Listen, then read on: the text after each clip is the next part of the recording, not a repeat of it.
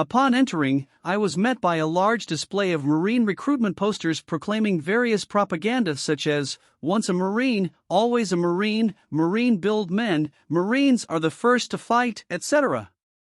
My cousin Bob, Aunt Laura's boy, had just joined the Marine Corps, so I stopped for a moment to study them. This was a mistake. Out of nowhere, a recruiting sergeant appeared in a beautiful blue uniform, telling me I was a natural Marine. I told him I was on my way to the 9th floor to join the Navy and didn't think I was interested in being a Marine. This was the wrong thing to say. He immediately called for reinforcements in the form of a Marine officer to help save me from becoming what they termed a swab jockey, mop pusher. Before I knew what was happening, I found myself naked in a medical room, a doctor holding my balls, telling me to cough. This was quickly followed with my right hand being raised and saying "I do." On my way back to work, people stared at me as if I were nuts because I couldn't stop laughing, all the time thinking how ludicrous life was. It was November 3, 1942. I was 16 years old, 5 foot 9 and 1/2 inches, 165 pounds, and going to war. When I walked into shoe styles, the gang started singing "Anchors Aweigh." I told them to change it to the Marine hymn, as I now knew what the Marines meant by their slogan of having the situation well in hand. The die being cast, the next step was to make it known to those most interested and affected. Betty met me after work and was furious to learn I would do such a thing without first discussing it with her. I told her I could well understand her feelings after being subjected to an inquisition the night before, which was instigated by her sole decision. The conclusion of this last personal meeting was her crying and, with mixed emotions, I kissed her goodbye. Mother almost had a fit when I told her, but eventually she calmed down by telling me I should be very careful. She was one very remarkable lady. Her love, trust and pride in me always overruled any interference she might normally wish to exercise. After giving me her advice on whatever, she would say, "Those who do not listen have to feel, so be careful." Thank God I wasn't cursed with a mother knows best type. I can well appreciate why so many weak, insecure people secretly hate their mothers. My observations and experiences have convinced me there's no greater destructive force to mankind than a well-meaning protective mother.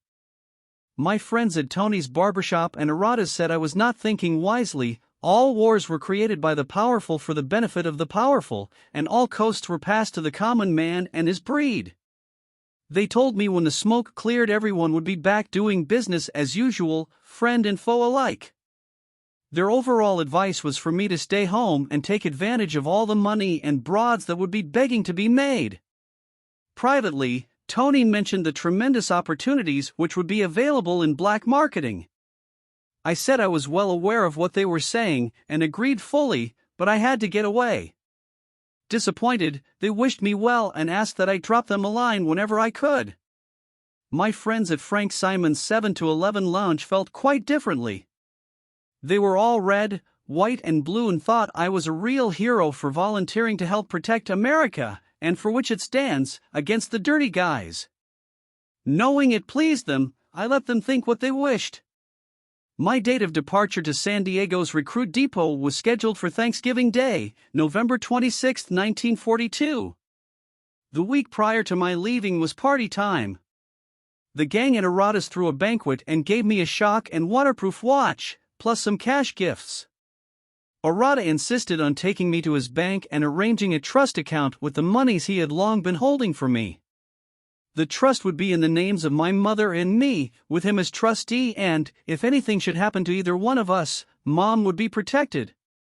I deposited $2,500 of the $3,000 he gave me and pocketed $500.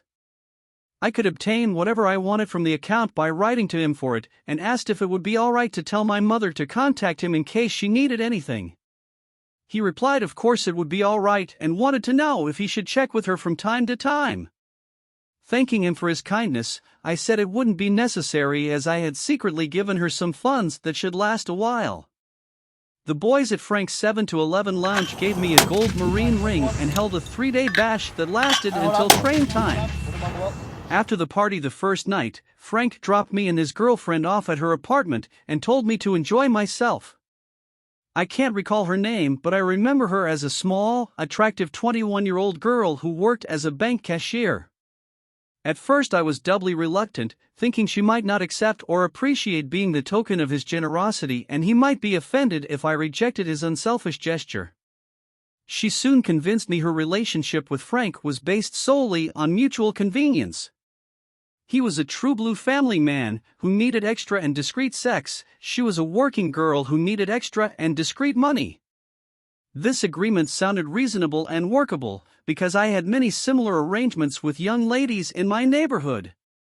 When the day arrived to leave, I said a sad goodbye to my mother and softened the parting with a promise to send for her on my completing boot training. Frank Simon picked me up and drove me to the federal building, where I joined a group of 15 other recruits. After signing in, we were taken to a small hotel restaurant for a lousy Thanksgiving dinner. One in our group was a fat Jewish guy named Bernie. He was with a cheap, overweight and overpainted blonde who spent her time sucking on his face. They were a spectacle that amused most of the group, but embarrassed and disgusted me. After dinner, we were told to stay in one group at the hotel until 4 p.m. when we would be taken to the train station and put aboard. Bernie grabbed a room at the hotel and asked us to cover for him while he threw a couple of fucks into his duncy broad. I told a few of the guys we had better tie an axe handle across his ass to keep him from falling in, otherwise we could get in trouble for coming up one man short. About the time the bus arrived to pick us up, Bernie rejoined the group with a cunt-eaten grin on his paint-smeared face. Later he would learn that his dessert was tainted. Our train trip to California was really an experience I'll never forget. Although the war had been going on for a year, I was not really aware of it. The tempo of life with which I was familiar had remained constant.